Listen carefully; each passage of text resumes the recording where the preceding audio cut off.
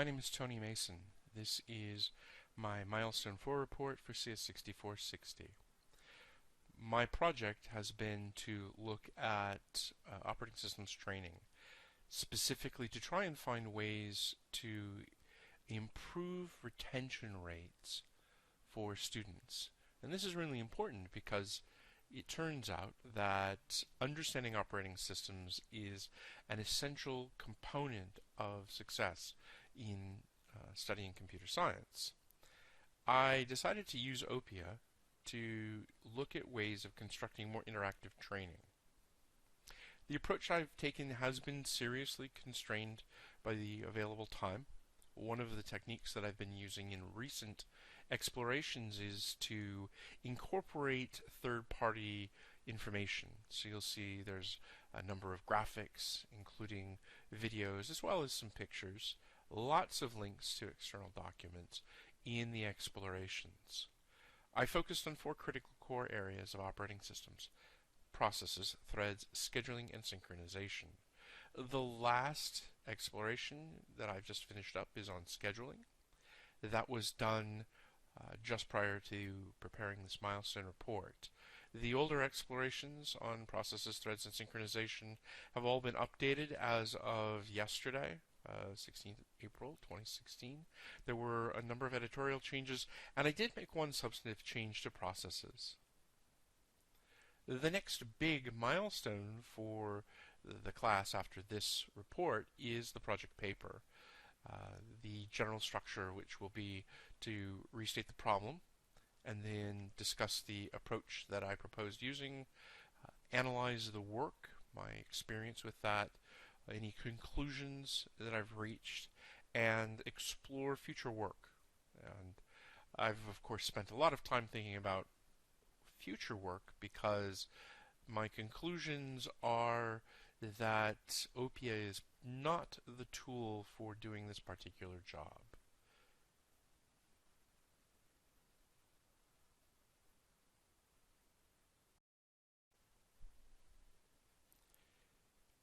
So, at this point, milestone 4, I've now completed all of the explorations here.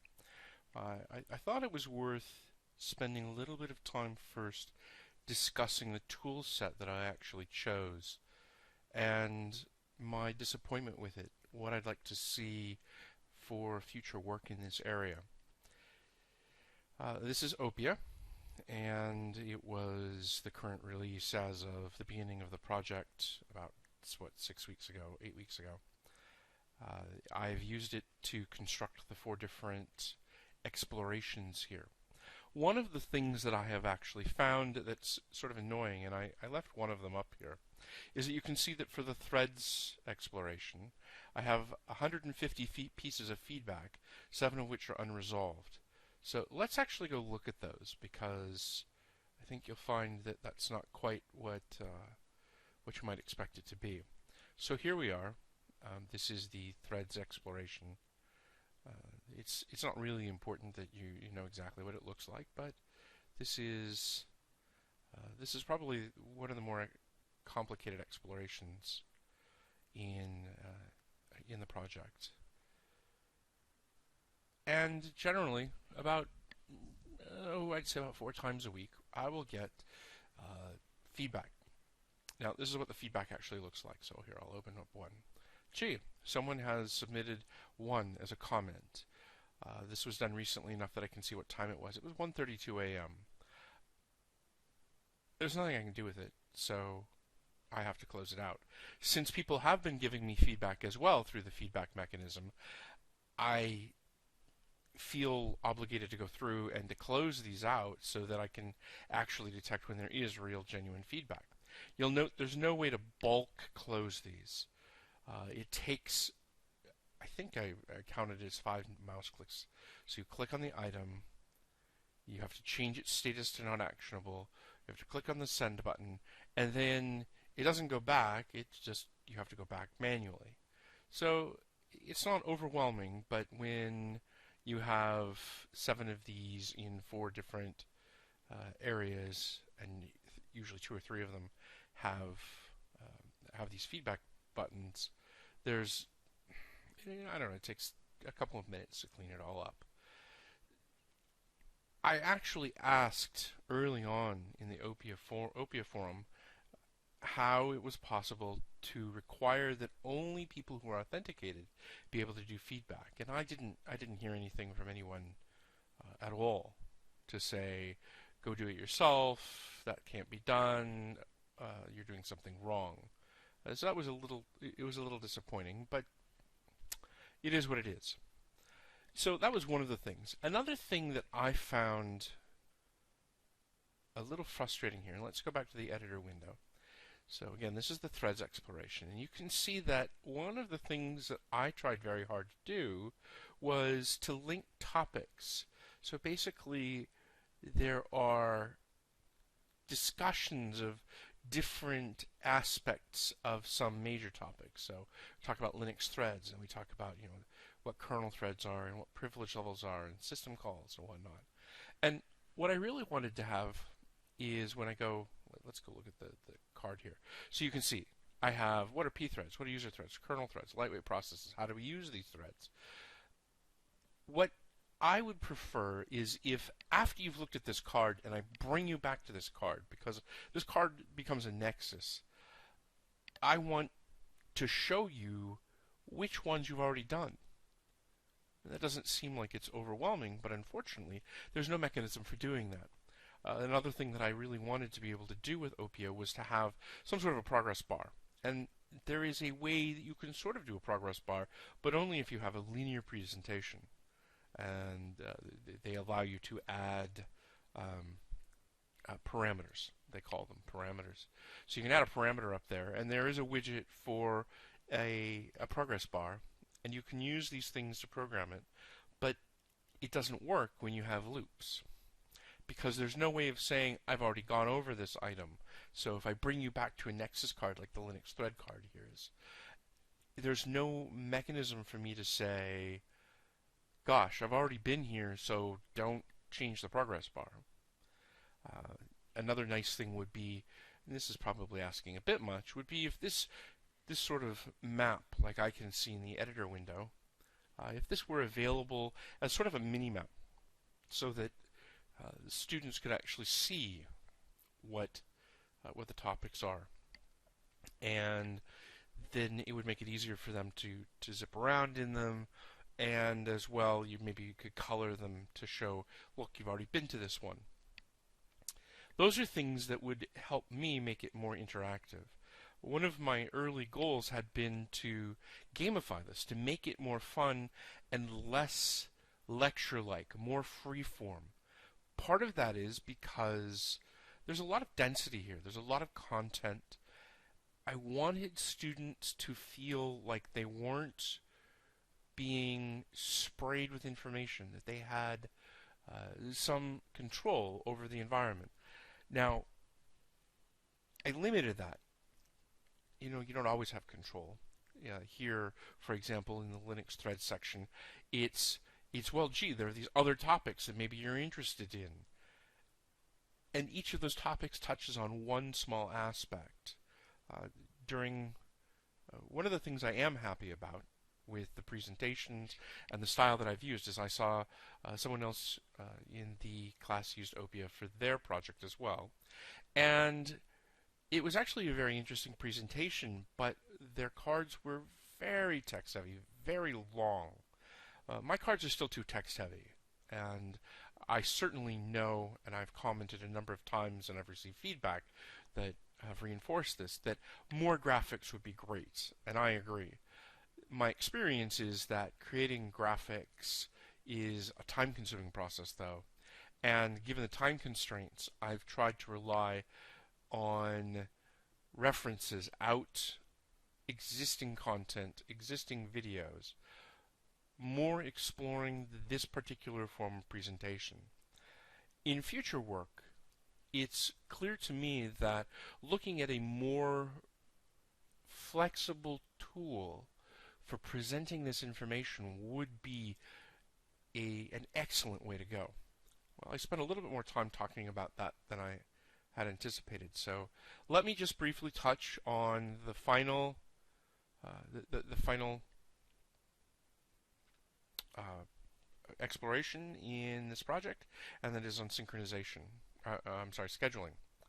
So the scheduling exploration is another medium-sized exploration. There's quite a few topics in it, and believe it or not, I actually decided that it might be useful for people to have the ability to go look at yet another presentation on this with much greater detail and lots of graphics. So I'm compensating a little bit for the lack of graphics here, perhaps in a way that cheats. If I were to spend more time revising this particular exploration, I would definitely put a lot more of this graphics in.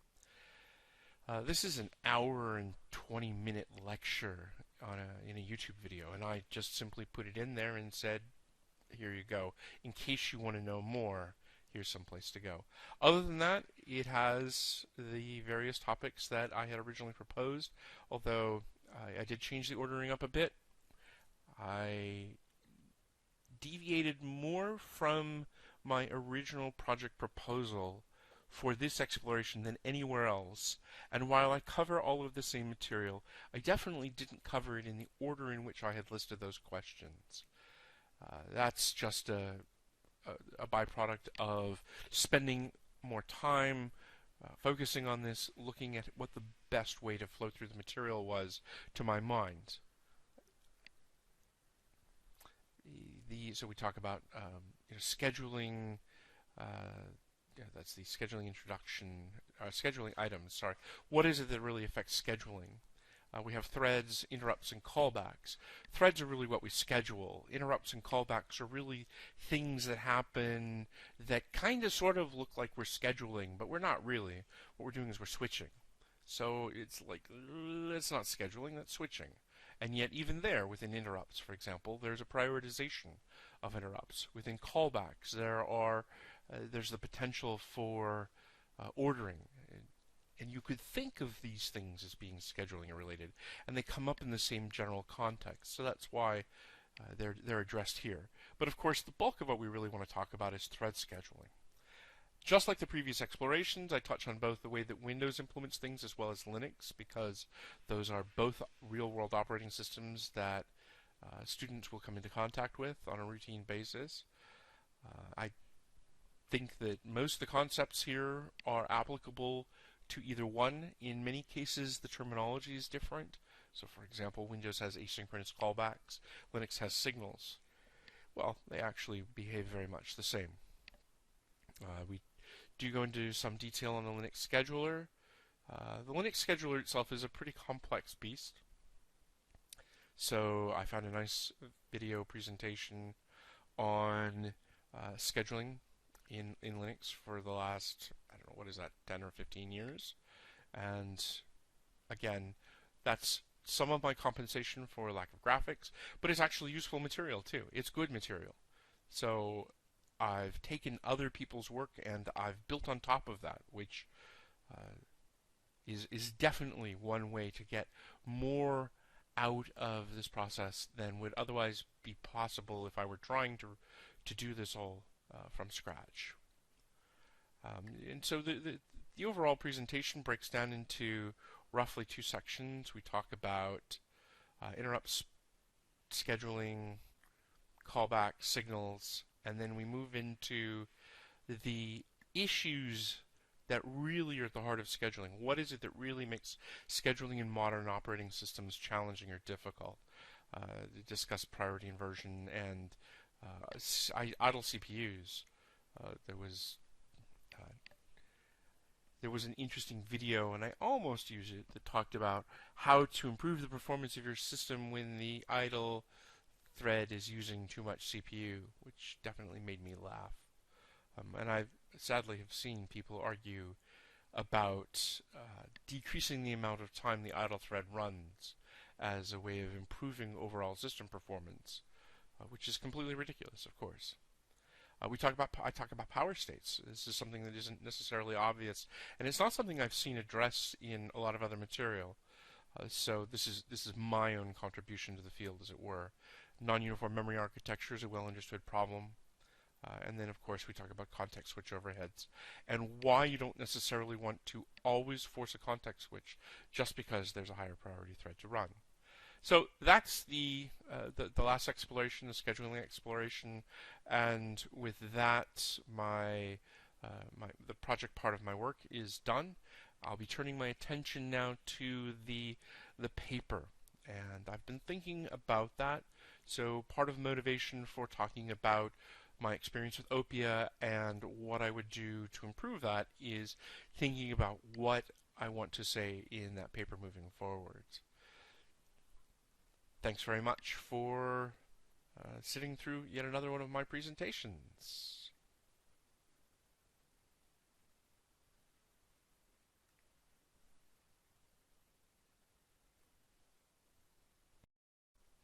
Welcome back.